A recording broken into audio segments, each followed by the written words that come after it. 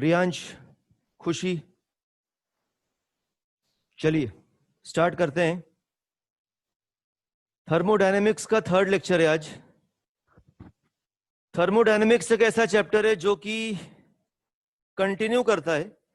तो शुरुआत के जैसे मैंने कहा है 3-4 लेक्चर तक अपने को बार बार वही टर्म्स बताने पड़ेंगे क्लास में, जिससे कि आपके दिमाग में बैठ जाए। Thermodynamics is the study of system and it's relation with surrounding. Universe दो ही चीजों से बना हुआ है, सिस्टम और सराउंडिंग से। सिस्टम 4 तरह के होते हैं, ओपन, क्लोज्ड, आइसोलेटेड और एडियाबैटिक। एक फोर्थ तरह का बताया था मैंने। एडियाबैटिक में वर्क कर सकते हैं, आइसोलेटेड में वर्क भी नहीं कर सकते। सिस्टम के अंदर जो मॉलिक्यूल्स पाए जाएंगे वो होने को कुछ भी हो सकते हैं, but we are mainly concerned with gaseous molecules. और आईआईटी के सिलेबस में आइडियल गैस को सिस्टम माना गया है। और सिस्टम की दो तरह की प्रॉपर्टी होती है, इंटेंसिव और एक्सटेंसिव। मैंने बहुत सारे इंटेंसिव प्रॉपर्टी कॉमा लगा करके एग्जांपल में लिखा था, एक्सटेंसिव बहुत सारे लिखे थे, लेकिन याद नहीं करने के बजाय उसको समझना है कि वो इंटेंसिव व एक्सटेंसिव क्यों है। जैसे कई बार क्लास में मैं पूछता हूँ, वो मतलब जो लिखा था मैंने वो मैं क्लास में पूछता हूँ कि ये प्रॉपर्टी बताओ, कितने इंटेंसिव है कितने एक्सटेंसिव है। तो उसमें एक क्वेश्चन में अक्सर बच्चे गलती करते हैं, वो है EMF, electromotive force. Electromotive force को बच्चे एक्सटेंसिव बोल देते हैं, जबकि वो इंटेंसिव प्रॉपर्टी है। क्योंकि इलेक्ट्रोमोटिव फोर्स मतलब वोल्टेज हो गया, और voltage is equal to work done upon charge होता है। वोल्टेज पोटेंशियल डिफरेंस, और पोटेंशियल होता है work done in carrying a unit positive charge from infinity to some point inside the electric field. तो वर्क जो है वो ज्यादा कम हो सकता है, कम वर्क किया ज्यादा वर्क किया तो एक्सटेंसिव हुआ एक तरह से देखा जाए तो। और चार्ज, ज्यादा चार्ज है कम चार्ज है, मतलब दो एक्सटेंसिव प्रॉपर्टी को डिवाइड कर रहे हैं तो ऑब्वियस सी बात है ईएमएफ इंटेंसिव प्रॉपर्टी होगा। तो इस तरह से सीखना है आपको, उसको याद नहीं करना है। और उस पर क्वेश्चन एक जनरली आता है, एडवांस्ड में भी आता है।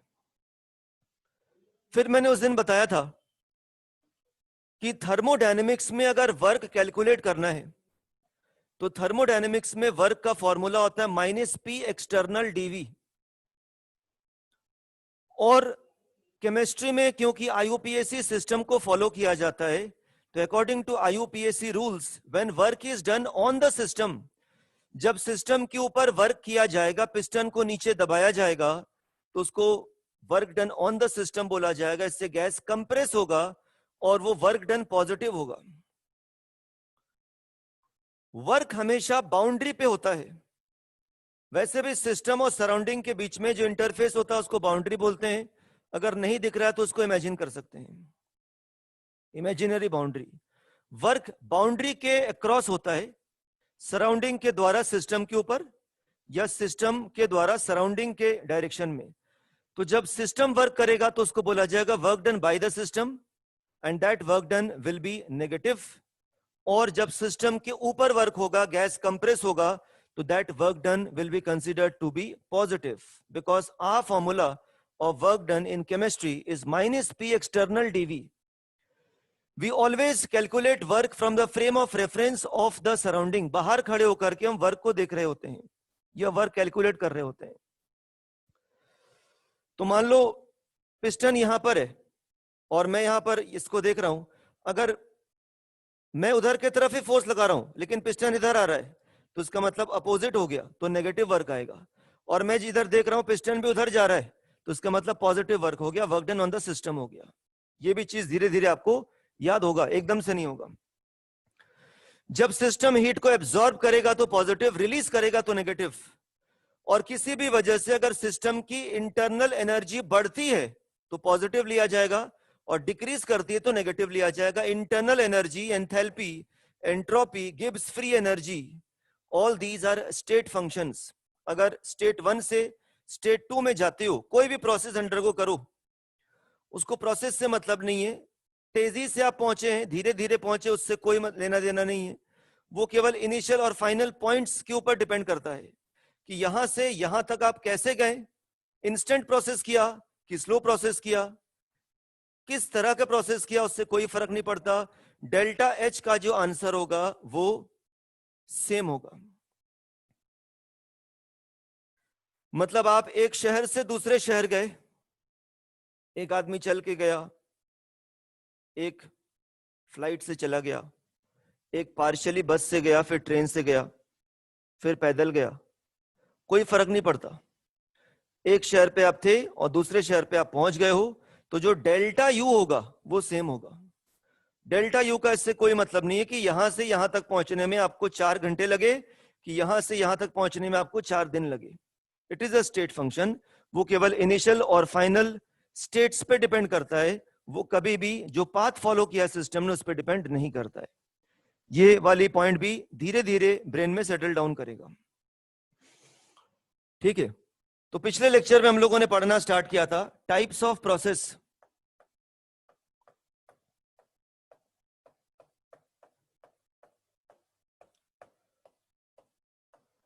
और सबसे पहला प्रोसेस पढ़ा था, अगर आपको याद हो, आइसोथर्मल। तो उसको मैं एक वापस से रिपीट कर देता हूं। आइसोथर्मल का मतलब टेम्परेचर कांस्टेंट DT 0, और आइडियल गैस की जो इंटरनल एनर्जी होती है, बड़े ध्यान से सुनना, मैंने लिखा भी कई जगहों पे आइडियल गैस लिखा है जानबूझ के, क्योंकि वो बात आइडियल गैस के ऊपर लागू होता है। आइडियल गैस का जो इंटरनल एनर्जी होता है, आइडियल गैस का internal energy,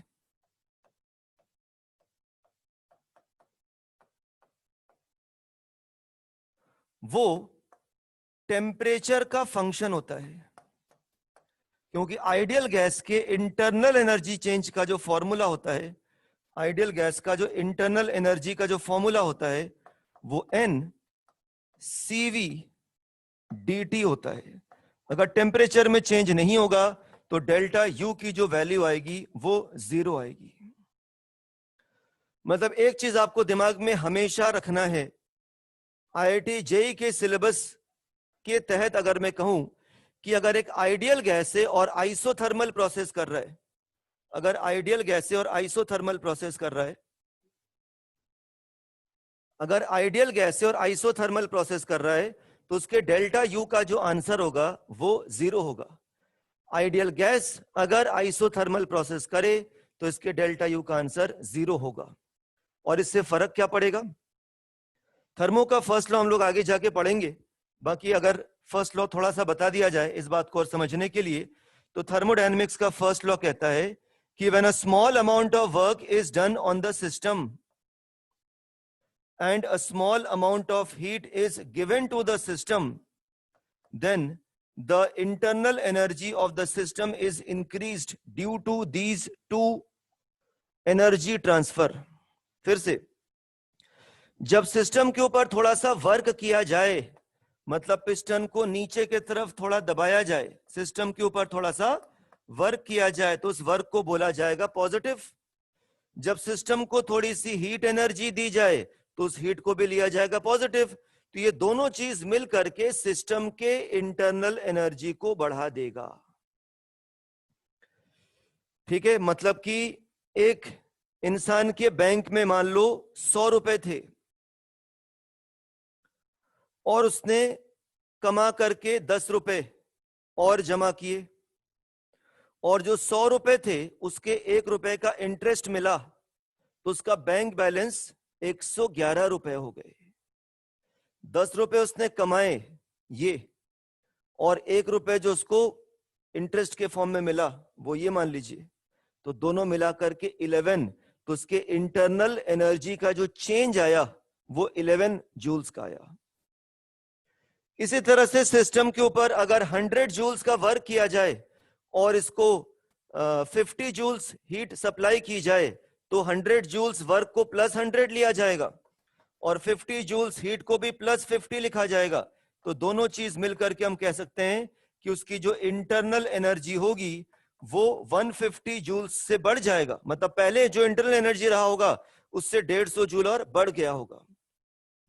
internal energy is a state function, it's change is measurable, not it's absolute value. हम ऐसा बता सकते हैं कि उसकी इंटरनल एनर्जी जो भी रही होगी उससे क्या हो जाएगा, उससे और 100 जूल 150 जूल बढ़ जाएगा।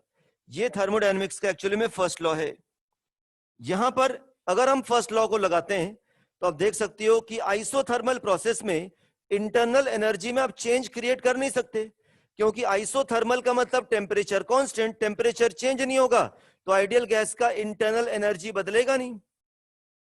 तो इसका मतलब थर्मोडायनेमिक्स के फर्स्ट लॉ के नजरिए से, from the point of view of first law of thermodynamics, if we study isothermal process, then we can say when 100 joules of work is done on the system, 100 joules of heat energy would be released. मतलब अगर delta U 0 हो जाए तो dq is equal to minus dw और plus dw is equal to minus dq. इसका मतलब है कि अगर सिस्टम के ऊपर 100 जूल्स का वर्क करते हो तो देखो माइनस साइन है हीट के साथ, वो 100 जूल्स हीट को रिलीज कर देगा। अगर सिस्टम को 100 जूल्स हीट देते हो, सप्लाई करते हो, तो वो 100 जूल्स का वर्क कर देगा। तो ये आपको दिमाग में रखना है कि अगर आइसोथर्मल प्रोसेस है और आइडियल गैस क्वेश्चन में लिखा हुआ है, तो आइडियल गैस का इंटरनल एनर्जी टेम्परेचर पे क्योंकि डिपेंड करता है, और आइसोथर्मल का मतलब है टेम्परेचर कांस्टेंट है, तो डेल्टा यू की वैल्यू 0 होगी। तो थर्मोडायनेमिक्स के फर्स्ट लॉ के पॉइंट ऑफ व्यू से अगर आइसोथर्मल प्रोसेस को देखा जाए तो आइसोथर्मल प्रोसेस में जब सिस्टम कंप्रेस होगा तो हीट रिलीज करेगा, और जब सिस्टम हीट एब्जॉर्ब करेगा तो एक्सपैंड होगा। जब सिस्टम के ऊपर वर्क किया जाएगा तो वो हीट थ्रो करेगा सराउंडिंग की तरफ, और जब सिस्टम सराउंडिंग से हीट एब्जॉर्ब करेगा तो उसे उतना ही वर्क करना पड़ेगा, क्योंकि थर्मो के फर्स्ट लॉ से हीट और वर्क दोनों का मैग्नीट्यूड सेम होगा, दोनों साइन में अपोजिट होंगे। और मैंने आईयूपीएसी सिंबल आपको बताया है कि work done on the system positive होता है, work done by the system negative होता है। हीट एब्जॉर्ब कर रहा है तो प्लस में लिखा जाएगा, हीट रिलीज कर रहा है तो माइनस में लिखा जाएगा, इंटरनल एनर्जी बढ़ रहा है तो प्लस में लिखा जाएगा, डिक्रीज कर रहा है तो माइनस में लिखा जाएगा। कोई डाउट इसमें किसी बच्चे को? आइसोथर्मल प्रोसेस में dt 0 होता है क्योंकि टेम्परेचर कांस्टेंट होता है। आइडियल गैस का इंटरनल एनर्जी टेम्परेचर पे डिपेंड करता है। इंटरनल एनर्जी चेंज का फॉर्मूला है आपके सामने लिखा हुआ है, डेल्टा यू 0 हो जाएगा क्योंकि टेम्परेचर में चेंज नहीं आ रहा है। तो थर्मो के फर्स्ट लॉ से अगर किसी क्वेश्चन में आइसोथर्मल वर्ड लिखा हुआ है और आइडियल गैस के ऊपर ही वर्क कर रहे हैं, तो जितना वर्क करोगे उतना हीट रिलीज करेगा, जितना हीट एब्जॉर्ब करेगा उतने का उसको वर्क करना पड़ेगा। ये दोनों चीज अप्लाई होगा। यहां तक कोई डाउट किसी बच्चे को? तो लिख करके बताइए, समझ में आ रहा है तो यस या क्लियर लिख करके बता सकते हैं, लिख करके बताइए क्लियर है।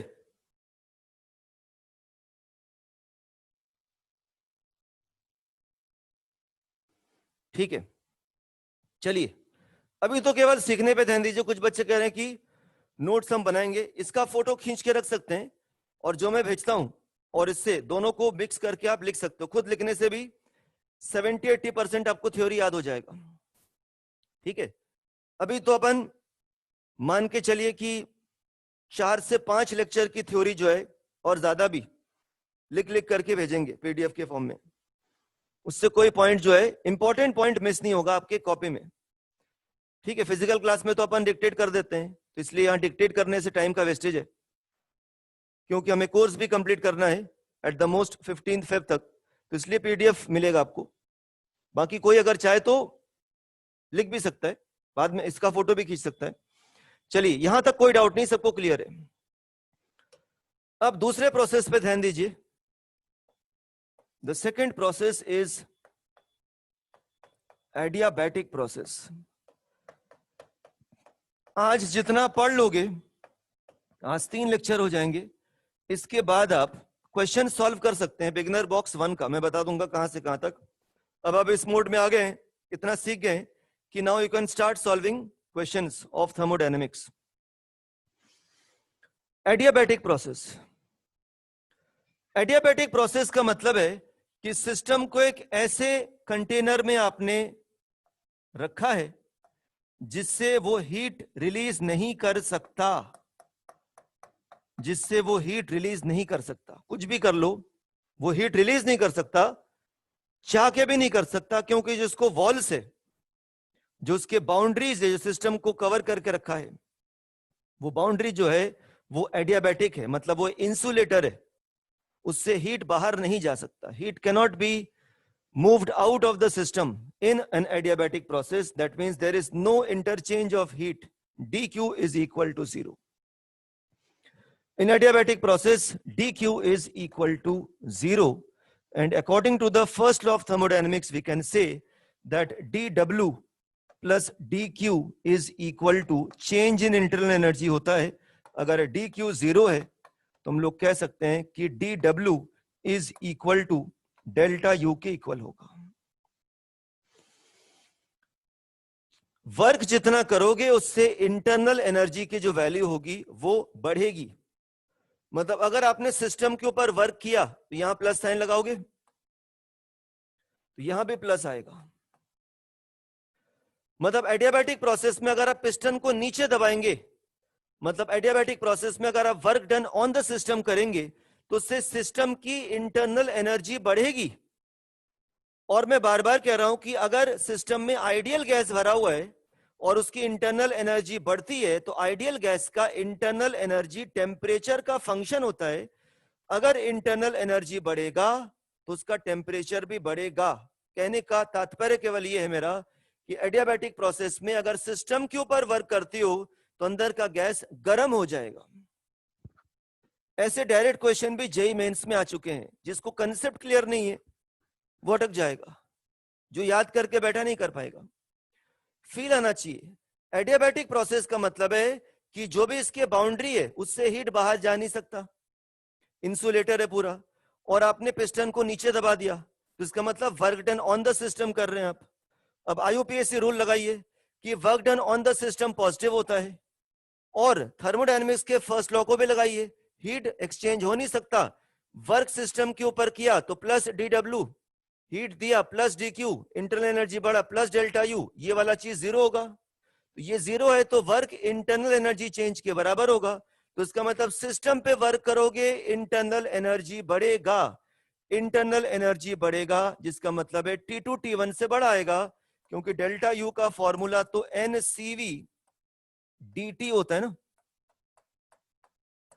तो अगर ये पॉजिटिव आता है तो इसका मतलब है T2 T1 से बड़ा है, और कहीं अगर ये नेगेटिव आता है तो इसका मतलब T2 T1 से छोटा है।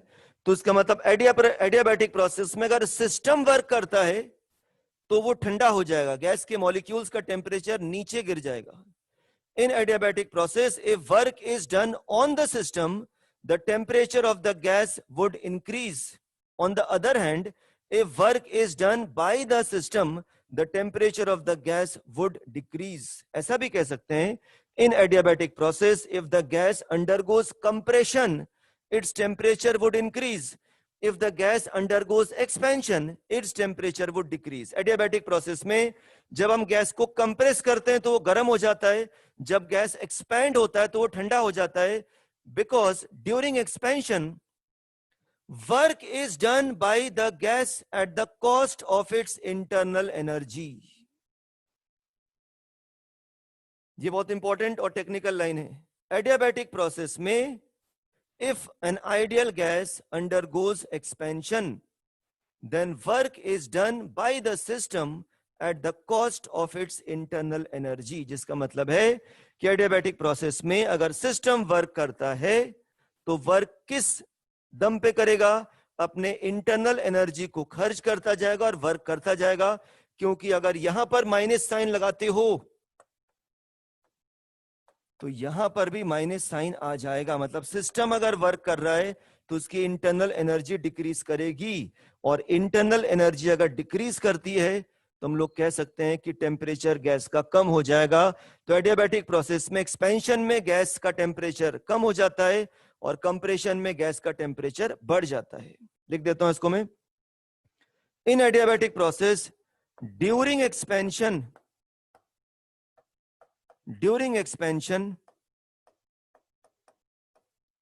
the temperature of gas the temperature of gas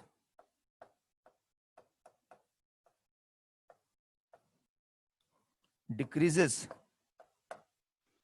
during compression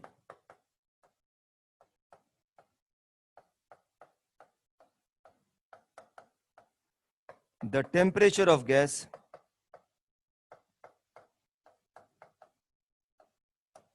increases. ठीक है, तो एक बार रिव्यू कर देता हूं.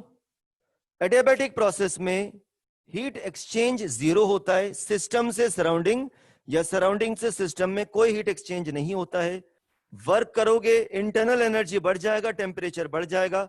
सिस्टम वर्क करेगा, पिस्टन ऊपर जाएगा, तो इंटरनल एनर्जी कम हो जाएगा, टेम्परेचर भी नीचे चला जाएगा. तो आइसोथर्मल और एडियाबैटिक में क्या डिफरेंस हुआ? आइसोथर्मल में इंटरनल एनर्जी चेंज जीरो होगा और एडियाबैटिक में हीट एक्सचेंज जीरो होगा, क्योंकि हम लोग बात कर रहे हैं आइडियल गैस की. इसमें कोई डाउट किसी बच्चे को? ये वाले 2 पॉइंट्स बहुत इंपॉर्टेंट है. ये केवल ऐसा नहीं कि एक दो बार आ चुका है, कई बार एग्जाम में, डिफरेंट एग्जाम में आ चुका है.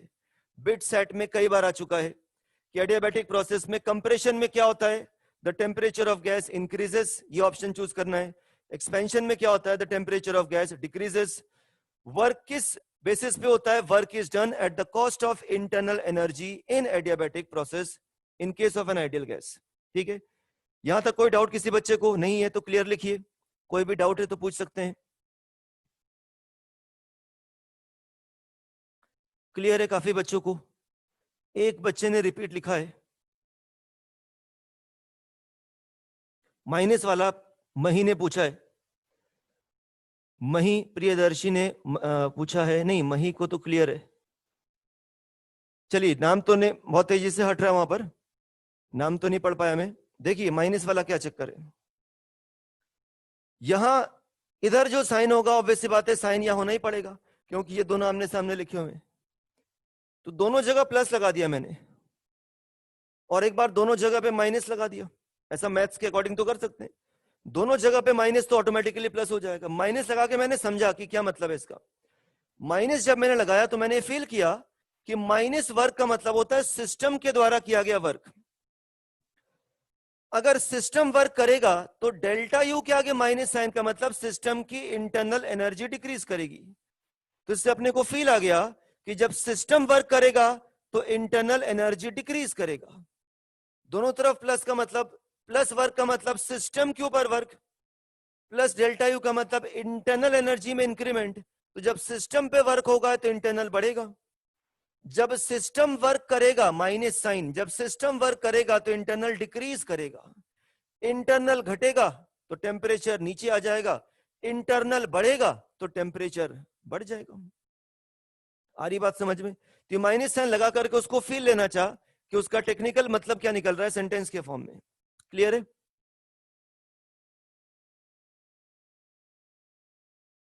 चलिए, यहां तक क्लियर हो गया.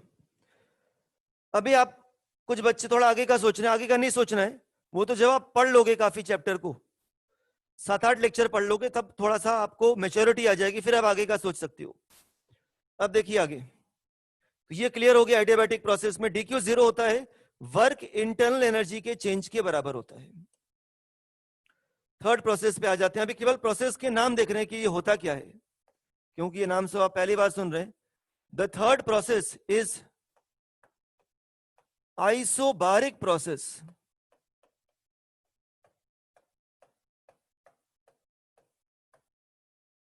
Isobaric process. Bar is also a unit of measuring pressure. It is also a unit for measuring pressure.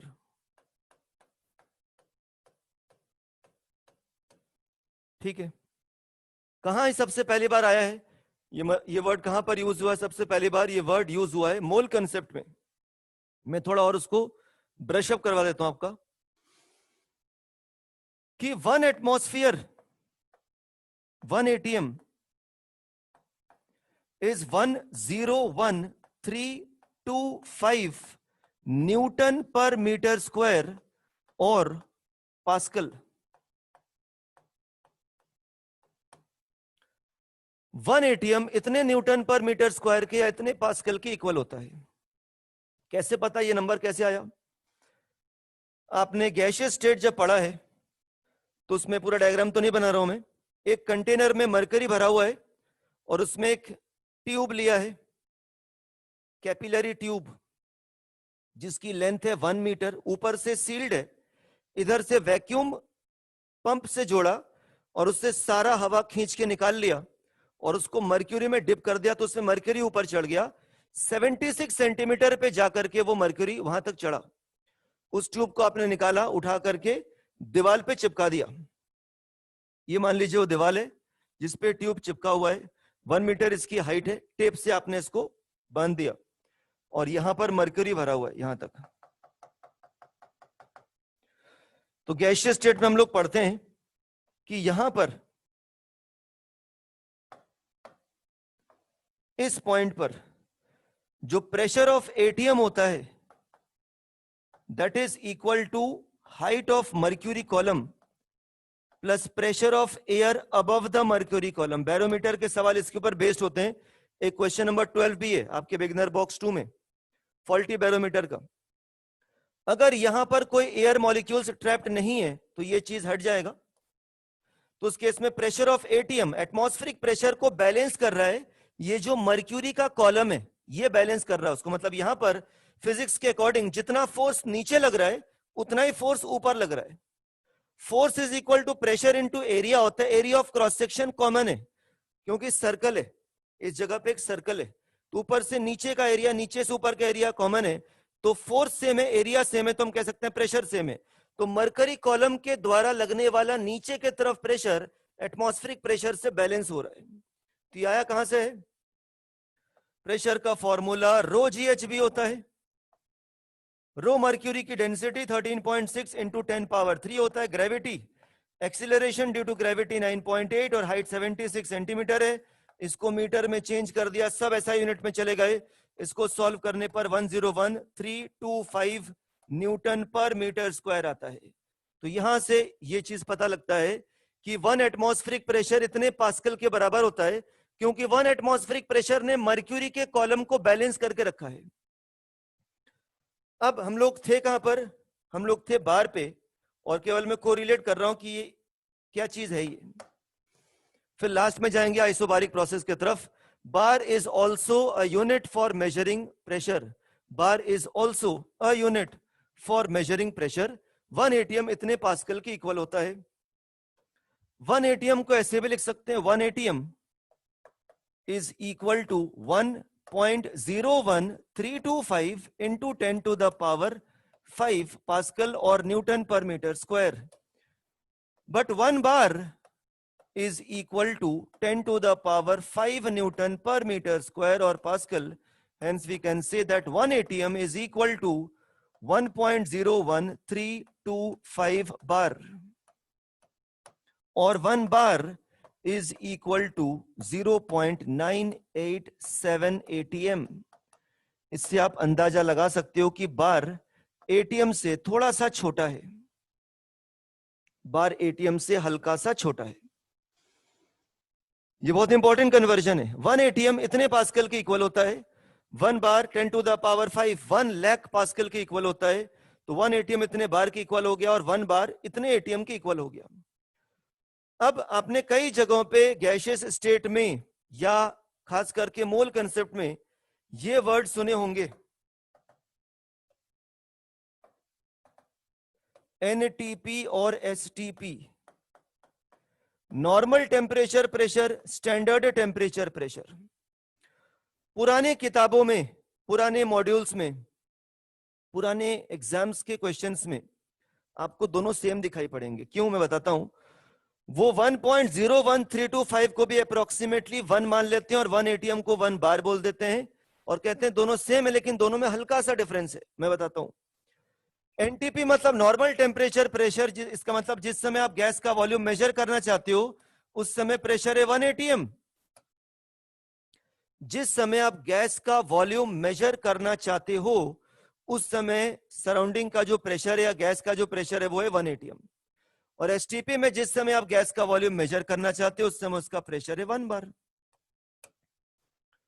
अब इससे क्या फर्क पड़ जाता है, ये जो फॉर्मूला है PV is equal to NRT, जो कि मोल में भी यूज करते हैं, गैसियस स्टेट में बहुत यूज करते हैं, इसमें जो आर की यूनिट है वो होती है 0.0821, ये वैल्यू होती है, और unit litre ATM mole inverse kelvin inverse होती है। तो यहां देख सकते हो unit of pressure is ATM, मतलब इस फॉर्मूले में अगर आर का आप ये वैल्यू यूज कर रहे हो तो pressure should be in ATM in this equation.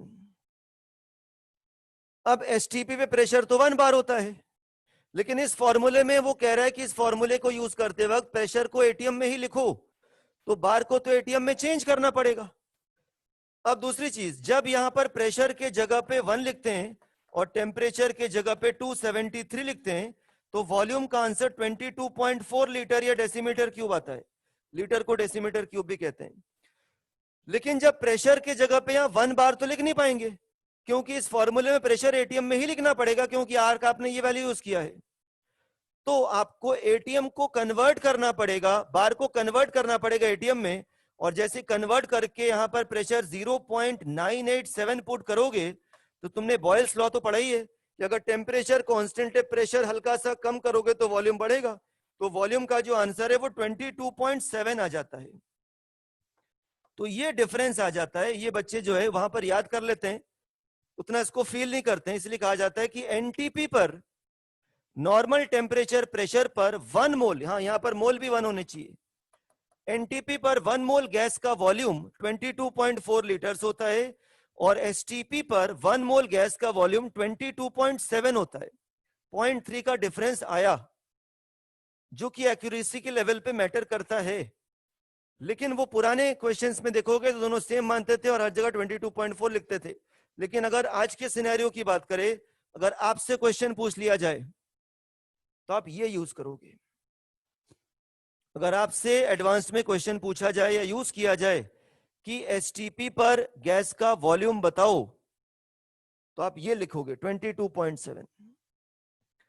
क्योंकि अभी भी आईआईटी को लगता है कि बहुत सारे बच्चे इसमें कंफ्यूज रहेंगे, और ये सब गलती वो नहीं चाहता है स्टूडेंट से ये सब फालतू की गलतियां हो, तो कई बार लिख देता है कि at STP standard molar volume is 22.7, at NTP standard molar volume is 22.4।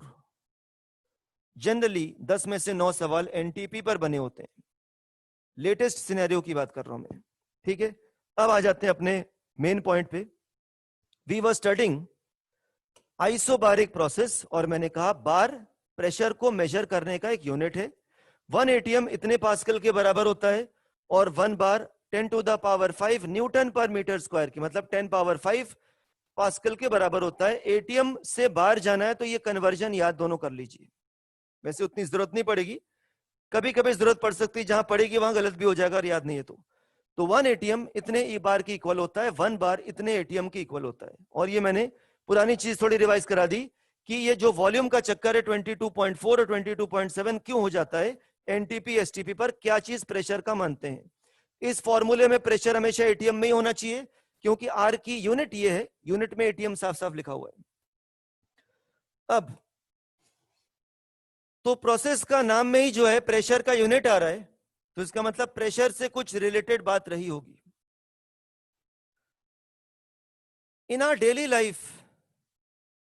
Daily life जो मेजॉरिटी ऑफ प्रोसेस हो रहे होते हैं, they are mostly these process, that is isobaric process. हमारे डेली लाइफ में ज्यादातर काम जो हो रहे हैं वो सब आइसोबारिक प्रोसेस है। मतलब सुबह उठ करके जो चाय बनाते हैं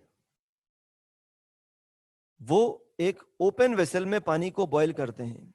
10 में से 9 लोग मुझे नहीं लगता कि ढकते होंगे चाय बनाते वक्त, क्योंकि चाय जल्दी बन जाती है, उसमें कोई ऐसा गैस की बचत नहीं होगी। दूसरी चीज, हम केमिस्ट्री लैब में जब कोई एक्सपेरिमेंट करते हैं तो टेस्ट ट्यूब ऊपर से खुला रहता है। अभी जिस रूम में आप बैठे हैं आपके चारों तरफ जो एटमॉस्फेरिक प्रेशर है वो 1 atm है। तो डेली लाइफ में जो भी प्रोसेस हम कर रहे हैं, they are all performed at constant pressure conditions. Daily life में जो भी काम हो रहे हैं, दे आर मोस्टली आइसोबारिक। तो आइसोबारिक कंडीशंस या आइसोबारिक प्रोसेस का मतलब है the pressure of the system is constant, P external is constant.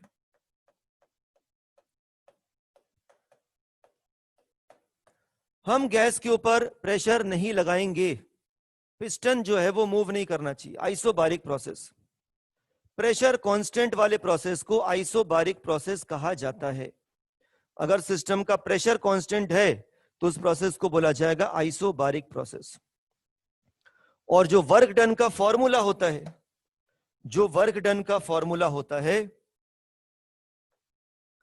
वो यही होता है minus P external DV.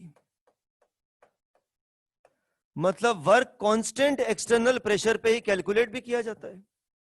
Work done का फॉर्मूला ये minus P external dV, dV में चेंज, वॉल्यूम में चेंज, लेकिन पी जो है वो कांस्टेंट रहना चाहिए, लगभग कांस्टेंट रहना चाहिए। एग्जैक्टली कांस्टेंट ना भी रहे, मतलब सामने वाले ऑब्जर्वर को पिस्टन तेजी से नीचे जा रहा है या ऊपर आ रहा है ऐसा नहीं दिखना चाहिए। आइसोबारिक प्रोसेस का मतलब है कि आपके कंटेनर में जो गैस भरा हुआ है उसके ऊपर जो पिस्टन लगा हुआ है वो तेजी से नीचे ऊपर जाना ही नहीं चाहिए। अगर पिस्टन तेजी से नीचे गया ऊपर आया तो इसका मतलब प्रेशर में आप फेरबदल कर रहे हैं, और आपको प्रेशर फेरबदल नहीं करना है, जिसका मतलब आइसोबारिक कंडीशंस में एक बात तो दिमाग में रख लीजिए कि the process will be very very slow, slow process होगा, क्योंकि इसमें हम पिस्टन के ऊपर बहुत ज्यादा वेट नहीं रख सकते, या बहुत ज्यादा वेट अगर रखा हुआ पहले से उसको हटा नहीं सकते, क्योंकि ऐसा अगर हमने किया तो अचानक से प्रेशर बहुत ज्यादा चेंज हो जाएगा। और आइसोबारिक शब्द का मतलब ही है कि pressure should almost remain constant, pressure में कोई बदलाव नहीं आना चाहिए। मतलब ऑब्जर्वर को पिस्टन तेजी से ऊपर आता हुआ ये नीचे जाता हुआ नहीं दिखना चाहिए। प्रेशर कांस्टेंट वाले प्रोसेस को आइसोबारिक प्रोसेस कहा जाता है। और अगर प्रेशर कांस्टेंट है तो आप देख सकते हो इसका इंटीग्रेशन करोगे, ठीक है, डीवी का इंटीग्रेशन करोगे तो वी आ जाएगा, और लिमिट लगा दोगे v1 से v2, तो वर्क का फॉर्मूला हो जाएगा work is equal to minus P external v2 minus v1। तो आइसोबारिक प्रोसेस का मतलब होता है pressure constant.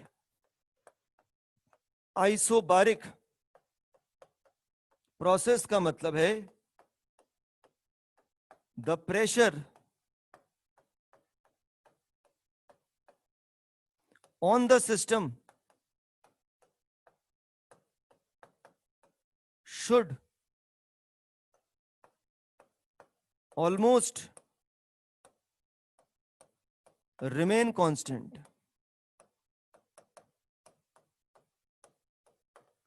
and the piston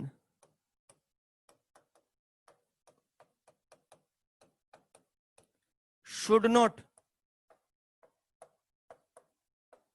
move rapidly downwards और अपवर्ड्स। पिस्टन तेजी से नीचे नहीं जाना चाहिए, ऊपर नहीं आना चाहिए। इस वर्ड का इंपॉर्टेंस आपको समझ में आएगा आगे। पिस्टन तेजी से नीचे या ऊपर नहीं आना चाहिए, प्रेशर ऑलमोस्ट कांस्टेंट होना चाहिए, और इसका मतलब वेरी स्लो प्रोसेस। इसका मतलब प्रोसेस हम कर तो देंगे लेकिन बहुत धीरे धीरे धीरे धीरे होगा। आइसोबारिक प्रोसेस का मतलब है कि पिस्टन मूव नहीं करना चाहिए जर्क के साथ, सडन जर्क के साथ नीचे या ऊपर आने का मतलब प्रेशर में सडन चेंज, जो कि नहीं होना चाहिए। No sudden change in pressure should be done if a process is isobaric. अगर आप प्रेशर में इतना चेंज कर दे तो उसको आइसोबारिक फिर मत बोलो। अगर प्रोसेस आप आइसोबारिक करना चाहते हो तो उसमें प्रेशर में सडन चेंज नहीं होना चाहिए। इसका मतलब isobaric process are always very slow. बाकी प्रोसेस आप तेजी से कर सकते हो, लेकिन आइसोबारिक प्रोसेस हमेशा स्लो रेट से ही करना पड़ेगा, वरना प्रेशर में चेंज आ जाएगा, और जैसे प्रेशर में चेंज आएगा फिर आप उसको आइसोबारिक प्रोसेस नहीं बोल पाएंगे। डेली लाइफ में होने वाले प्रोसेस कांस्टेंट प्रेशर कंडीशंस पे होता है, बाहर का एटमॉस्फेरिक प्रेशर ऑलमोस्ट कांस्टेंट रहता है, इसलिए हम कहते हैं कि डेली लाइफ में होने वाले ज्यादातर काम आइसोबारिक ही होते हैं। ठीक है, यहां तक कोई डाउट किसी बच्चे को? एक एक करके देख लेते हैं। पहले इस स्लाइड में ये पता था क्या बच्चों को? ऑब्वियस बात पता होगा, 1 एटीएम इतने पास्कल के बराबर होता है। और ये जो चीज मैंने बताया ये समझ में आया क्या? ये फॉर्मूला भी यूज करते हैं फॉल्टी बैरोमीटर में। ये एयर प्रेशर आ जाता है तो मरकरी कॉलम की हाइट कम आती है, ये कांस्टेंट होता है हमेशा। लिख करके बताइए स्लाइड में, स्लाइड बाय स्लाइड चलिए। इसमें सबको क्लियर है? क्लियर लिख के बताइए।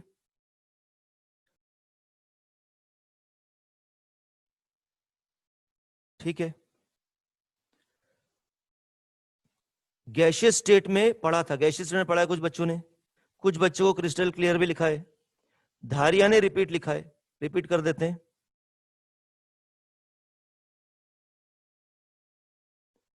ठीक है, आरुषि को क्लियर है? ठीक, और लिखते जाइए।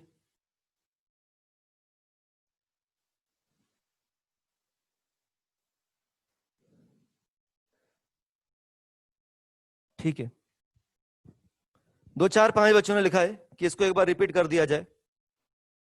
बैरोमीटर के सवाल आपको फिजिक्स में भी मिलते हैं, HC वर्मा में,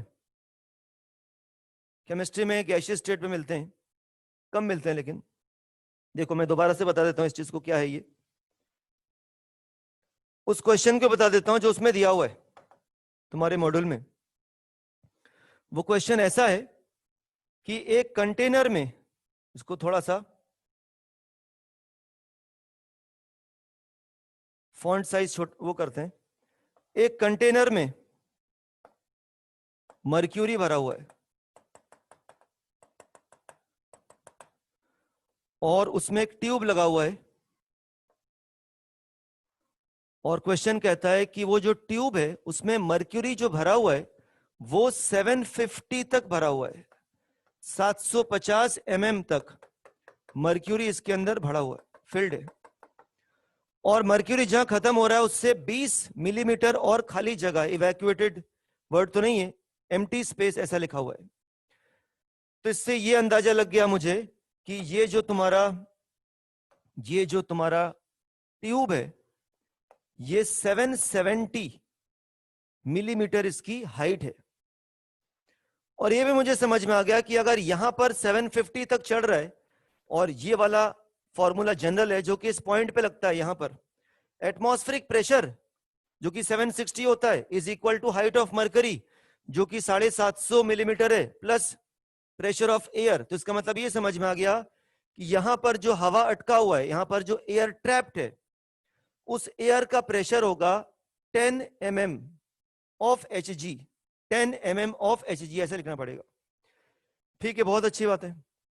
यहां पर हवा जो है उसका प्रेशर है 10 mm Hg, और जो हवा है वो कितने वॉल्यूम में है, volume is equal to length into area, तो इसका वॉल्यूम हो जाएगा 20 मल्टीप्लाइड बाई ए। ये आ गया अपना। अब क्वेश्चन कह रहा है कि अगले दिन या अगली बार 2 4 5 दिन बाद ये जो है ये 730 दिख रहा है, 730 दिख रहा है। ये अगर ये 730 दिख रहा है और ये 770 लंबा है तो ट्यूब की लेंथ तो वही होगी। अगर 730 दिख रहा है तो इसका मतलब अब 40 खाली है, 40 मिलीमीटर की जो स्पेस है वो वेकेंट है। तो हम लोग यहां पर बॉयल्स लॉ लगाते हैं उस जगह पे, temperature constant P1 V1, temperature constant, तो हम लिखते हैं P1 V1 is equal to P2 V2। उस दिन उस हवा का प्रेशर था 10 और उसका वॉल्यूम है 20 मल्टीप्लाइड बाई ए। अभी उस हवा का प्रेशर निकाल लेता हूं, अभी इसका वॉल्यूम होगा 40 मल्टीप्लाइड बाई ए। तो वो हवा जो उस दिन 10 mmHg प्रेशर दिखा रहा था आज 5 mmHg दिखाएगा।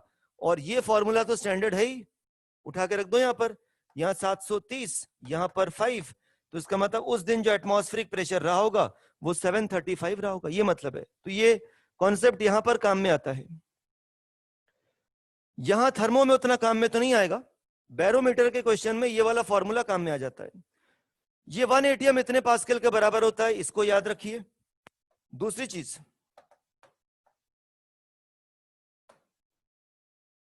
1 बार इतना होता है, एटीएम बार में रिलेशन याद रखिए। एनटीपी पे प्रेशर क्या होता है, एसटीपी पे क्या होता है, ये सब बच्चों को आता होगा।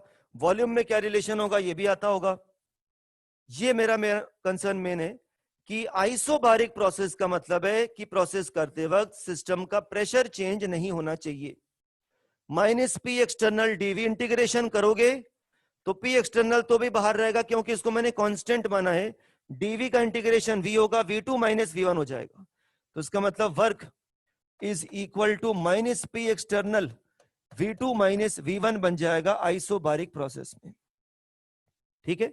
और सबसे इंपॉर्टेंट चीज है, ऐसे प्रोसेस बहुत स्लो होने पड़ेंगे क्योंकि पिस्टन ऊपर नीचे नहीं जाना चाहिए। इसका मतलब स्लो प्रोसेस है बहुत। ठीक है। तो 3 प्रोसेस का आपने नाम सीख लिया। पहला आइसोथर्मल, दूसरा एडियाबैटिक और थर्ड आइसोबारिक प्रोसेस। अब fourth, the fourth process is isochoric process.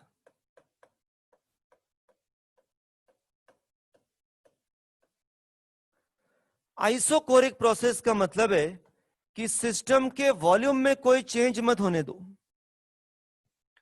अब सिस्टम के वॉल्यूम में चेंज नहीं होने दोगे तो ऑब्वियस सी बात है वर्क होगा ही नहीं। सिस्टम के वॉल्यूम में अगर चेंज नहीं होने दोगे तो सिस्टम वर्क नहीं कर पाएगा। क्यों नहीं कर पाएगा? क्योंकि थर्मोडायनेमिक वर्क का जो फॉर्मूला होता है वो होता है -P एक्सटर्नल डीवी। अगर तुम्हारा डीवी 0 है, सिस्टम को तुमने एक रिजिड वेसल में भर के रखा है, तो वैसे ही उसके बाउंड्री बाहर जा ही नहीं सकते। तो अगर डीवी 0 है तो वर्क 0 हो जाएगा। तो इसका मतलब आइसोकोरिक प्रोसेस में there is no thermodynamic work done in the system nor by the system. न सिस्टम वर्क कर सकता है, न सिस्टम के ऊपर तुम वर्क कर सकती हो, क्योंकि उसके वॉल्यूम में चेंज नहीं आएगा, क्योंकि आपने जो पिस्टन जहां पर लगाया उसको वहां सील कर दिया है, या आपने गैस को एक ऐसे वेसल में भरा है जो कि रिजिड वेसल है, पिस्टन का कोई चक्कर ही नहीं है। तो आइसोकोरिक प्रोसेस का मतलब है dV 0, no change in volume. No change in volume का मतलब है कि वर्क डन 0 होगा। There will be no work in such system. ऐसे सिस्टम में किसी भी तरह का कोई वर्क परफॉर्म नहीं होगा। और अगर वर्क नहीं होगा तो थर्मोडायनेमिक्स के फर्स्ट लॉ से work plus heat is equal to internal energy change होता है।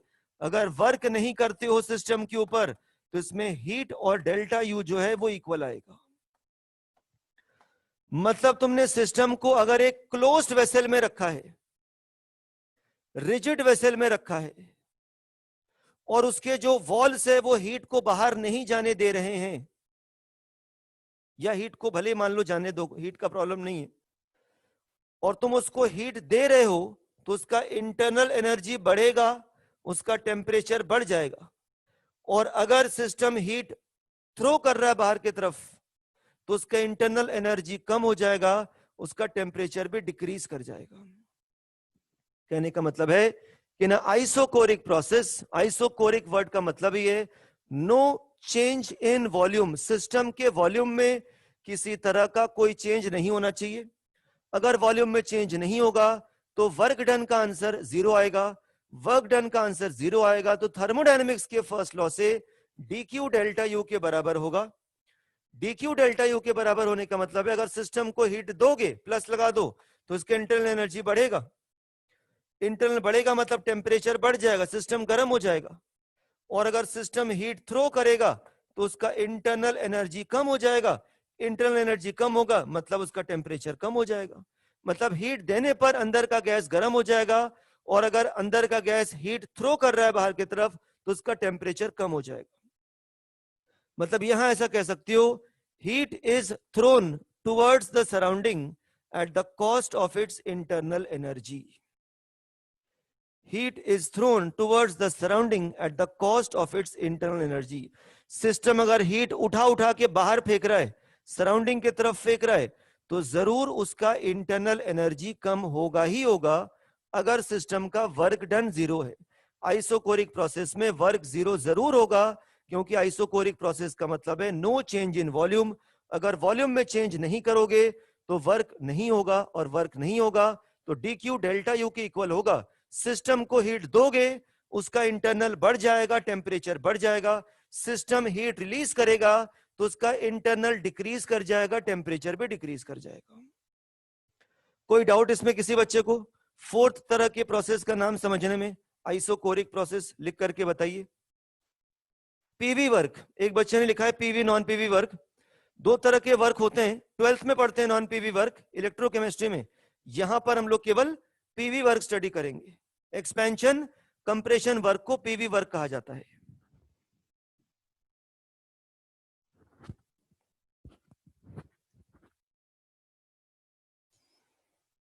बताइए,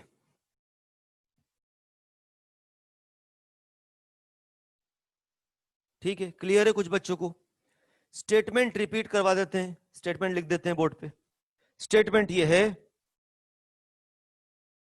इफ सिस्टम absorbs heat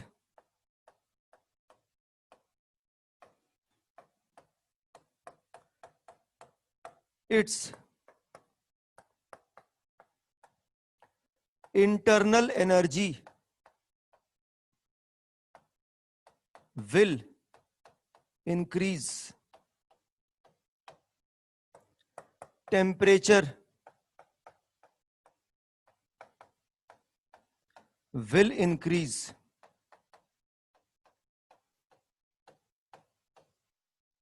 और दूसरा, if heat is released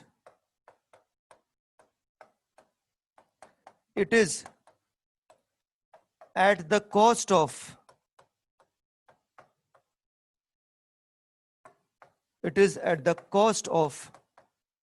its internal energy.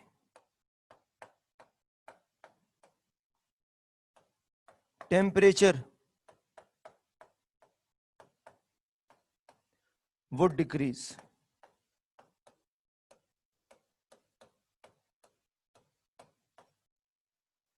चलिए, अब 5th प्रोसेस जो है वो है साइक्लिक प्रोसेस।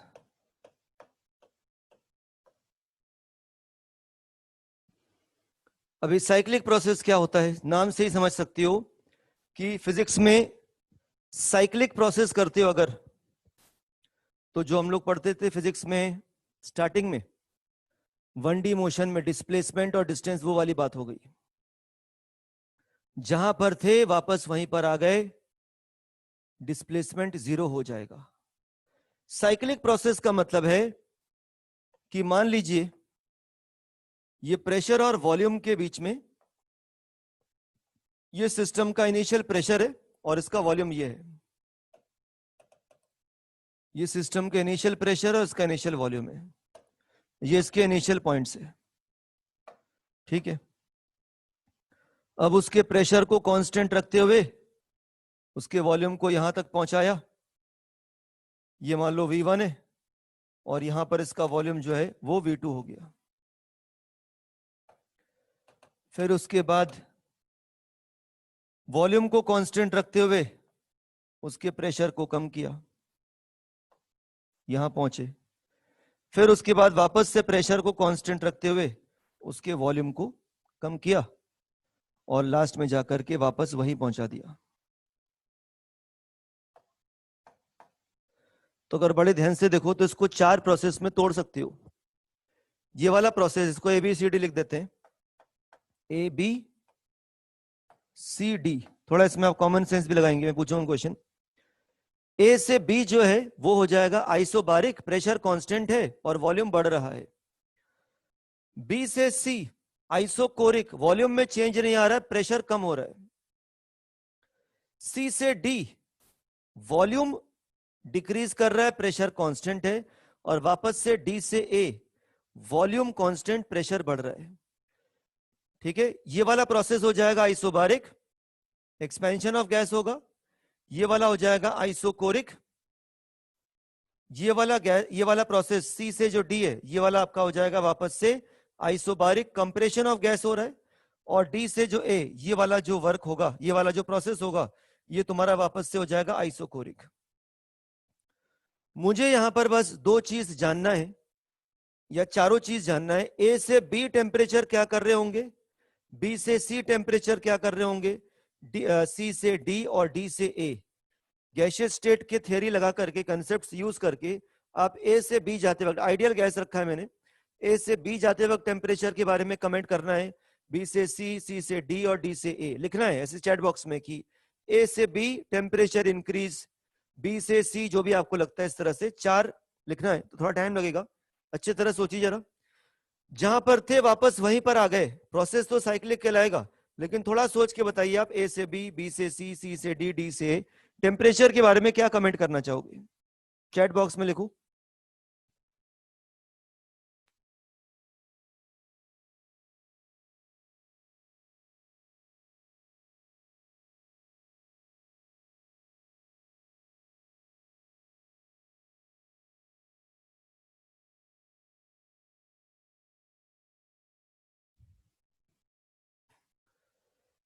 कई बच्चे लिख रहे हैं आंसर, लिखते जाइए। अपूर्व ने लिखा है, क्रिश, ऋतुराज, कुश नतानी, श्रेय अग्रवाल, सब बच्चे आंसर लिख रहे हैं। आंसर लिखना बड़ी बात है, गलत सही की चिंता नहीं करनी चाहिए। देखिए अब आप लिखेंगे करेक्ट, या करेक्ट लिखेंगे जिनका करेक्ट आएगा।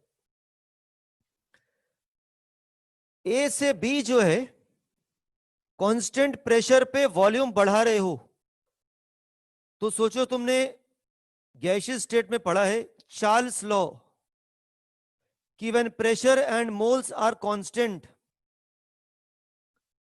the volume of the gas is increased on increasing temperature of the gas, या volume is directly proportional to temperature of gas in absolute scale if pressure and moles remains constant। ये Charles law था।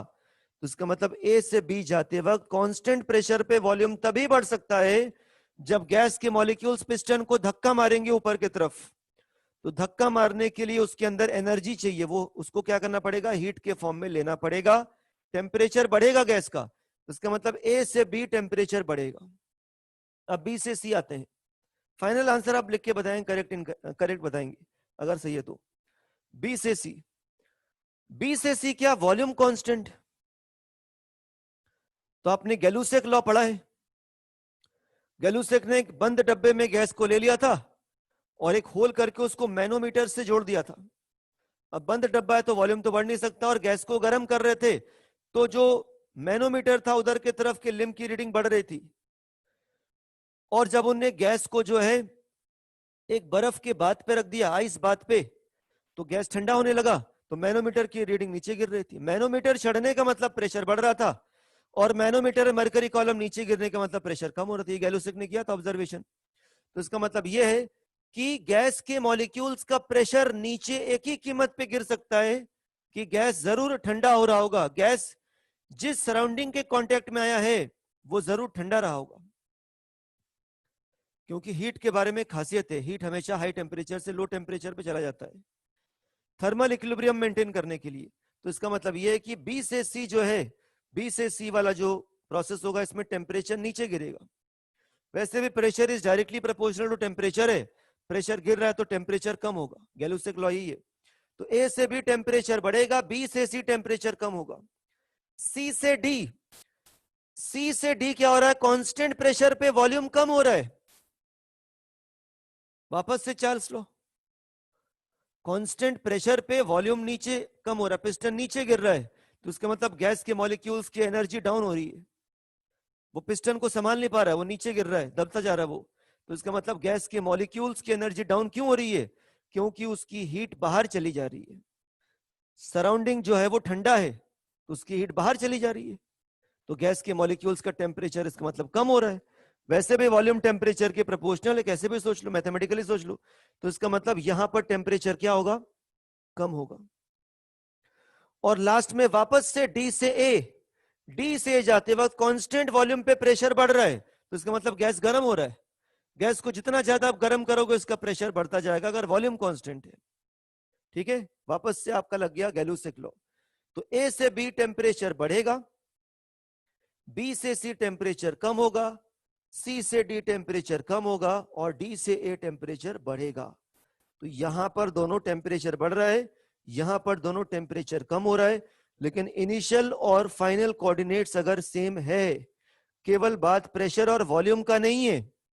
ए से B गया, B से सी, सी से D और D से ए पहुंच गया और वापस से उसी टेम्परेचर को, उसी प्रेशर को और उसी वॉल्यूम को उसने वापस से होल्ड कर लिया गैस ने, आइडियल गैस ने, तो प्रोसेस को साइक्लिक जरूर बोला जाएगा। और क्योंकि प्रोसेस साइक्लिक है इसलिए जितने भी स्टेट फंक्शंस के आंसर्स होंगे वो जीरो हो जाएंगे। मतलब कोई कहे कि गैस ए से बी गया, बी से सी गया, सी से डी गया, डी से ए आ गया, डेल्टा यू बताओ, जीरो बताओगे। डेल्टा एच बताओ, एच मतलब एंथैल्पी, जीरो बताओगे। डेल्टा एस बताओ, एस का मतलब एंट्रोपी, वो भी जीरो। डेल्टा जी बताओ, जीरो। सारे स्टेट फंक्शन के आंसर्स जीरो होंगे। साइक्लिक प्रोसेस का मतलब है कि सिस्टम के इनिशियल और फाइनल कोऑर्डिनेट्स सेम है। पहले मैं चेक कर लूं कितने बच्चों का सही है, लिख करके बताइए जरा, करेक्ट लिख करके। सभी बच्चों के जो है वो करेक्ट है आंसर। 99.99% बच्चों के आंसर जो है करेक्ट है। वो मुझे 100 बोलना चाहिए था, किसी का भी गलत मुझे दिखा नहीं। ठीक है, चलिए अब आगे बढ़ते हैं। तो मैं क्या बोल रहा था, cyclic process, if the initial and final state of the system is same, then such process is known as cyclic, and change of all state function will be zero. Delta U zero, delta S zero, delta H zero, delta G zero. State function जितने भी होंगे सब zero होंगे, work zero नहीं होगा। मैं बताता हूं क्यों। यहां पर जो वर्क कैलकुलेट होगा, इधर और इधर तो वर्क ही नहीं हो रहा है। बी और सी में और डी और ए में there is no work, because volume में चेंज ही नहीं आ रहा है। और थर्मोडायनेमिक्स में वर्क का मतलब होता है पी एक्सटर्नल डीवी, वॉल्यूम में चेंज आना चाहिए। यहां जो आप वर्क कैलकुलेट करोगे ना, वो इस वाले प्रेशर के अगेंस्ट करोगे। ये वाला आपका हो जाएगा एक्सटर्नल प्रेशर, ये वाला। और यहां पर जो तुम वर्क कैलकुलेट करोगे वो इस वाले एक्सटर्नल प्रेशर के अगेंस्ट करोगे। तो जब दोनों जगह पे वर्क कैलकुलेट करते वक्त प्रेशर अलग अलग आ रहे हैं तो ऑब्वियस सी बात है दोनों वर्क का मैग्नीट्यूड अलग अलग आएगा। साइन में भी ऑपोजिट आएंगे, एक में वॉल्यूम बढ़ रहा है घट रहा है, तो दोनों दो नंबर है मान लो, एक 100 है और एक 20 है, एक प्लस में है दूसरा माइनस में है, तो फाइनली ऐड करोगे तो आंसर जीरो नहीं आएगा ना, नॉन जीरो आएगा। तो इसका मतलब कि साइक्लिक प्रोसेस में स्टेट फंक्शन के आंसर जीरो हो सकते हैं लेकिन पाथ फंक्शन के आंसर जीरो नहीं होंगे, वर्क डन का आंसर होगा। और थर्मोडायनेमिक्स के फर्स्ट लॉ से, क्योंकि स्टेट फंक्शन डेल्टा यू का आंसर जीरो है और वर्क डन का आंसर आ रहा है, तो हीट का भी आंसर आएगा क्योंकि डेल्टा यू जीरो हो गया। और थर्मो के फर्स्ट लॉ से D W plus D Q is equal to delta U होता है, तो D W minus D Q के बराबर होगा। तो वर्क का अगर कुछ ना कुछ आंसर है तो हीट का भी आंसर जरूर होगा। तो इसलिए कहते हैं पाथ फंक्शन है। अगर इनिशियल पॉइंट और फाइनल पॉइंट भले ही सेम हो लेकिन तब भी वर्क जरूर हो सकता है। तो यहां पर वर्क डन जीरो नहीं होगा, वर्क डन का आंसर होगा क्योंकि ए से बी वाला वर्क और सी से डी वाला वर्क अलग अलग प्रेशर पे कैलकुलेट होगा। ए से बी वाला वर्क P1 प्रेशर पे नापा जाएगा और सी से डी वाला वर्क P2 प्रेशर पे नापा जाएगा। वॉल्यूम बढ़ रहा है एक बार घट रहा है तो साइन में भी फर्क आएगा, मैग्नीट्यूड में फर्क आएगा, साइन में डिफरेंस आएगा, तो ऐड करने पर आंसर जीरो आ ही नहीं सकता। इससे ये प्रूव भी हो गया कि जो वर्क है वो स्टेट फंक्शन नहीं है, पाथ फंक्शन है। और क्योंकि वर्क पाथ फंक्शन है तो हीट को पाथ फंक्शन होना ही पड़ेगा थर्मोडायनेमिक्स के फर्स्ट लॉ से, क्योंकि वो कहता है heat plus work is equal to change in internal energy. Change in internal energy zero है तो हीट का आंसर वर्क के आंसर के बराबर होना ही पड़ेगा, साइन में ऑपोजिट होना पड़ेगा। तो ये आपका था साइक्लिक प्रोसेस। ठीक है, अब देखिए आगे 6th and 7th, रिवर्सिबल ये दोनों एक साथ बताएंगे, इररिवर्सिबल।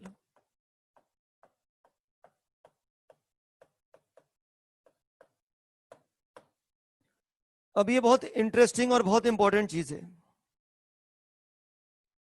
रिवर्सिबल प्रोसेस क्या होता है और इररिवर्सिबल प्रोसेस क्या होता है? जब ये दोनों शब्द बताए जाते हैं तो क्लास 11th का जो स्टूडेंट होता है वो सीधे पहुंच जाता है केमिकल इक्विलिब्रियम में और सोचने लगता है रिवर्सिबल और इररिवर्सिबल। जब आंख बंद करता है तो उसको एक रिएक्शन दिखता है जिसमें PCl5 टूट करके PCl3 और Cl2 बन रहा है और PCl3 और Cl2 कंबाइन करके PCl5 बन रहा है। That is different, that is chemical equilibrium. ठीक है। थर्मोडायनेमिक इक्विलिब्रियम क्या होता है? जब कोई सिस्टम 3 इक्विलिब्रियम को अचीव कर चुका होता है। यह भी बहुत इंपॉर्टेंट चीज है कि जब मैं नोट्स भेजूंगा तो उसमें लिख के भेजूंगा। जब कोई भी सिस्टम 3 तरह के इक्विलिब्रियम अचीव कर चुके होते हैं। कौन कौन से 3 equilibrium? Chemical equilibrium, thermal equilibrium और mechanical equilibrium. When a system has attained all the 3 types of equilibrium, then we say that the system has attained thermodynamic equilibrium. जब एक सिस्टम केमिकल इक्विलिब्रियम भी अचीव कर जाता है, thermal equilibrium भी achieve कर जाता है, मतलब जितना हीट वो सराउंडिंग से ले रहा है उतना ही हीट वो सराउंडिंग को दे भी रहा है, मतलब उसका टेम्परेचर और इमीडिएट सराउंडिंग का टेम्परेचर सेम हो गया है। इमीडिएट सराउंडिंग का टेम्परेचर सेम हो गया। वो जिस कमरे में बैठा हुआ है या वो जिस कमरे में एक्सपेरिमेंट कर रहा है और उस कमरे का टेम्परेचर अगर सेम हो गया है और कमरे के दीवार जो ऑब्वियस सी बात है अगर ब्रिक्स से, ईंटों से बने हुए इंसुलेटर का काम करेगा तो बाहर भले ही बहुत ठंडा हो फर्क नहीं पड़ता, इमीडिएट सराउंडिंग। अगर सिस्टम का टेम्परेचर और इमीडिएट सराउंडिंग का टेम्परेचर सेम हो गया है तो जितना हीट वो गेन करेगा उतना लूज करेगा, थर्मल इक्विलिब्रियम बोला जाएगा। जितने भी तरह के फोर्सेस सिस्टम के ऊपर लग रहे हैं सभी फोर्सेस का नेट सम 0 होना चाहिए, पिस्टन में मूवमेंट नहीं होना चाहिए, तो उसको बोला जाएगा मैकेनिकल इक्विलिब्रियम। जब एक system chemical equilibrium, thermal equilibrium और मैकेनिकल इक्विलिब्रियम तीनों इक्विलिब्रियम को अचीव कर चुका होता है तो हम कहते हैं कि द सिस्टम हैज अचीव्ड और attained thermodynamic equilibrium. Now coming on to the main point, reversible and irreversible. यहां रिवर्सिबल और इररिवर्सिबल का मतलब केमिकल रिएक्शन वाले रिवर्सिबल या इररिवर्सिबल से नहीं है। यहां रिवर्सिबल का मतलब होता है quasi static process. Quasi static,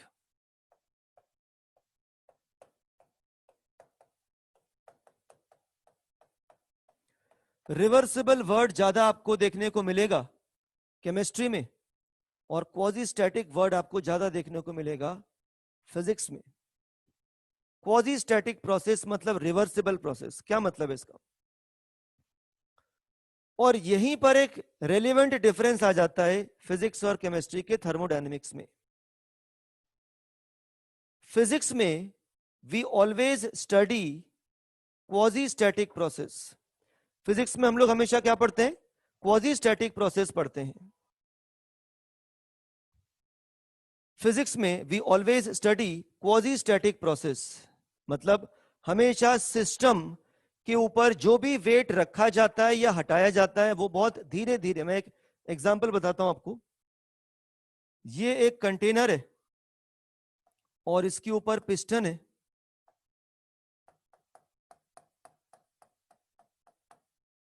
और इसके ऊपर मैंने क्या किया है, इसके ऊपर मैंने एक एक 1 बाय 1 मैंने इसके अंदर सैंड के ग्रेन्यूल्स रखे हैं। मेरे पास 1 kg 1 kg सैंड के ग्रेन्यूल्स, सैंड के पार्टिकल्स, उसको ग्रेन्यूल्स वर्ड यूज किया था उसके लिए, सैंड के पार्टिकल्स हैं और मैं एक एक करके, या एक उठाने में दिक्कत होगी तो थोड़ा थोड़ा करके 5-5 6-6 दाने इसके ऊपर मैं रख रहा हूं, फिर रख रहा हूं, मैं थोड़ी देर के बाद फिर रख रहा हूं।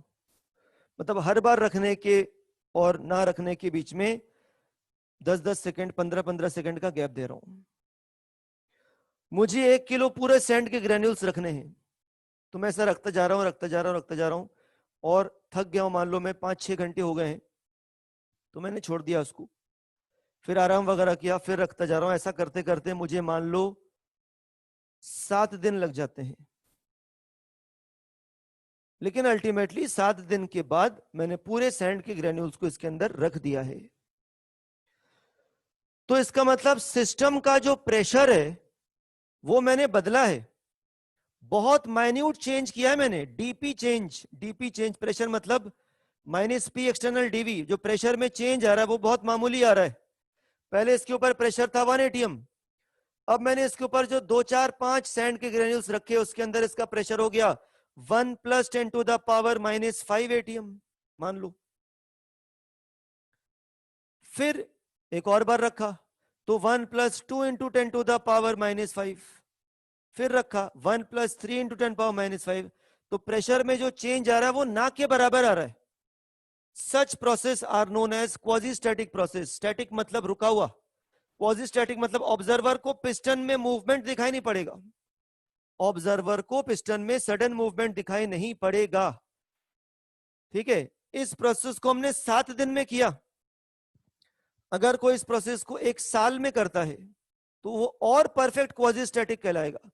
मतलब प्रोसेस को जितने ज्यादा टुकड़ों में करोगे, जितने ज्यादा स्टेप्स में करोगे, जितना ज्यादा टाइम लोगे प्रोसेस को करने में। यहां पर हम गैस के ऊपर वर्क करना चाह रहे थे, यहां पर हम गैस के ऊपर वर्क करना चाह रहे थे और हमने गैस को जो है एक रखा था उस पे बर्फ के बाद में, मतलब टेम्परेचर कांस्टेंट करके हम गैस को दबाना चाह रहे थे, वर्क करना चाह रहे थे, आइसोथर्मल कंप्रेशन ऑफ गैस करना चाह रहे थे क्वाजी स्टैटिक प्रोसेस के तहत। मतलब उसके ऊपर हम प्रेशर बढ़ाना तो चाह रहे थे लेकिन बहुत धीरे धीरे, बहुत ग्रेजुअली बढ़ाना चाह रहे थे। रॉबर्ट बॉयल को लगे होंगे कम से कम 10 से 15 दिन, क्योंकि उन्होंने गैस के ऊपर क्वाजी स्टैटिक कंप्रेशन किया था, कांस्टेंट टेम्परेचर पे धीरे धीरे करके गैस के ऊपर प्रेशर को बढ़ाया था। तब उन्होंने देखा था कि प्रेशर वॉल्यूम के इनवर्स आ रहा था। आ रही बात समझ में? तो इसका मतलब यह है कि अगर गैस के ऊपर धीरे धीरे प्रेशर पुट किया जाए, मान लो 7 दिन में ये पिस्टन जो है वो यहां तक आया, ठीक है, लेकिन अपने को फील नहीं आया। अपने को फील क्यों नहीं आया? क्योंकि जब भी मैं वेट पुट कर रहा था उसके बाद 10 से 15 सेकंड का वेट कर रहा था, मैं बार बार चाह रहा था कि ये जो है इक्विलिब्रियम पे आ जाए, मैकेनिकल इक्विलिब्रियम को अचीव कर ले, ये बार बार इक्विलिब्रियम पे आ जाए, मतलब पिस्टन जो है वो बार बार इक्विलिब्रियम पे आए, बिल्कुल सेटल कर जाए। फिर मैं रखूं, फिर वो नीचे ऊपर करके वापस इक्विलिब्रियम पे आ जाए, फिर मैं रखूं। मतलब मैं चाहता हूं कि पिस्टन पे कोई एक्स्ट्रा फोर्स लगे ही ना, बहुत धीरे धीरे धीरे धीरे चींटी की चाल या उससे भी धीरे नीचे उतरे। तो उस प्रोसेस को बोला जाएगा क्वाजी स्टैटिक प्रोसेस फिजिक्स में, और उसी को बोला जाएगा रिवर्सिबल प्रोसेस केमिस्ट्री में। तो यहां रिवर्सिबल और रिवर्सिबल का लेना देना है सिस्टम के स्पीड से, प्रोसेस के स्पीड से। अगर प्रोसेस को मल्टीपल नंबर ऑफ स्टेप्स में करते हो, कई हिस्सों में तोड़ करके करते हो, जैसे तुमको होमवर्क में मान लो 100 सवाल मिले और तुमने एक ही सवाल को 100 पार्ट्स में किया, पहले थोड़ा सा किया, फिर थोड़ा सा किया, फिर थोड़ा सा किया, इस तरह तुमने 100 सवाल को 1 साल में कंप्लीट किया, तो वो उसको बोला जाएगा तुमने रिवर्सिबली किया इसको। अब किसी को 100 सवाल मिले, उसने पहले 40 सवाल लगातार कर दिए और फिर 60 क्वेश्चंस लगातार कर दिए, खत्म, 2 स्टेप में कंप्लीट। यहां पर भी मैं 2 स्टेप के 1 स्टेप में कर सकता हूं, पूरे 1 किलो रेत को एक साथ रख सकता हूं, पिस्टन यहां आ जाएगा। कहने का मतलब है कि एक बार प्रोसेस कहलाएगा रिवर्सिबल और दूसरी बार प्रोसेस कहलाएगा इरिवर्सिबल। तो रिवर्सिबल या इरिवर्सिबल का मतलब है number of steps, number of steps. अगर सिस्टम, अगर प्रोसेस को सेवरल नंबर ऑफ स्टेप्स में किया जाए, अगर प्रोसेस को सेवरल नंबर ऑफ स्टेप्स में किया जाए तो उसको बोला जाएगा रिवर्सिबल प्रोसेस। उसमें हमेशा इक्विलिब्रियम मेंटेन रहेगा, सिस्टम और सराउंडिंग हमेशा इक्विलिब्रियम मेंटेन करता हुआ चलेगा, इक्विलिब्रियम कंडीशंस डिस्टर्ब नहीं होंगे।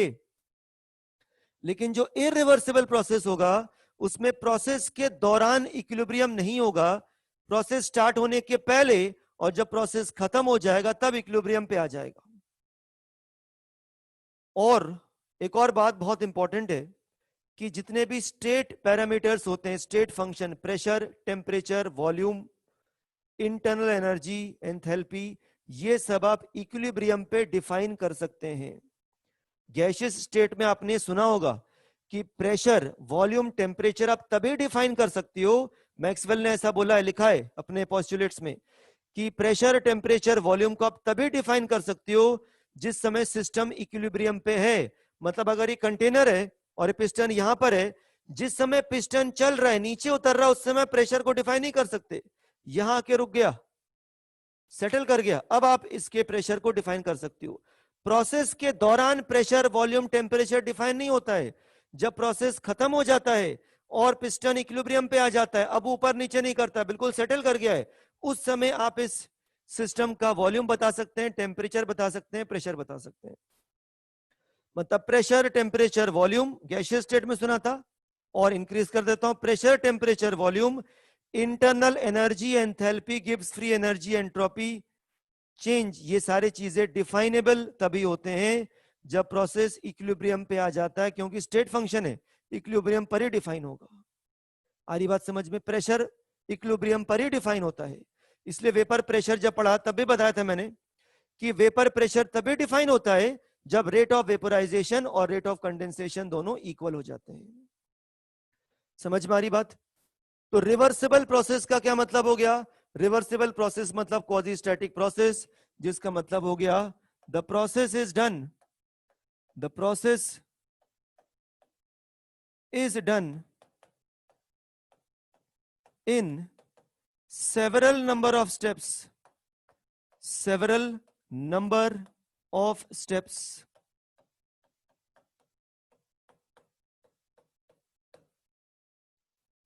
और irreversible का मतलब less number of steps।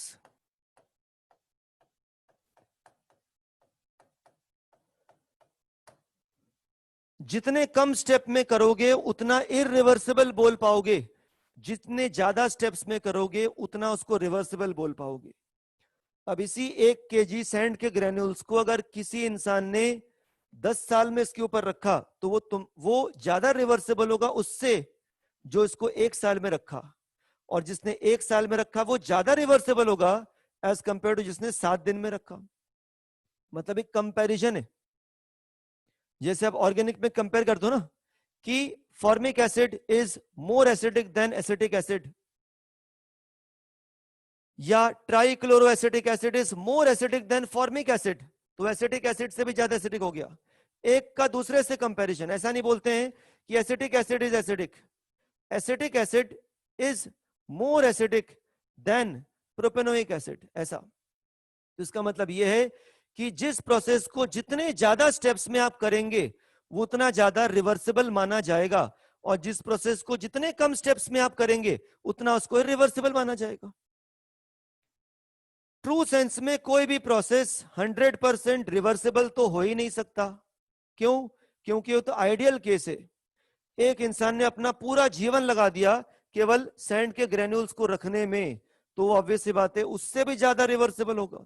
ये तो कंपैरिजन वाली बात हो गई ना। जितने ज्यादा इनफाइनाइट टाइम लेकर के प्रोसेस को करोगे तो वो ज्यादा रिवर्सिबल होगा। मतलब ज्यादातर डेली लाइफ में जो भी प्रोसेस हो रहे हैं ना तो वो पूरी तरह से रिवर्सिबल है ना तो पूरी तरह से इरिवर्सिबल है। अपन जनरली बीच में रहते हैं।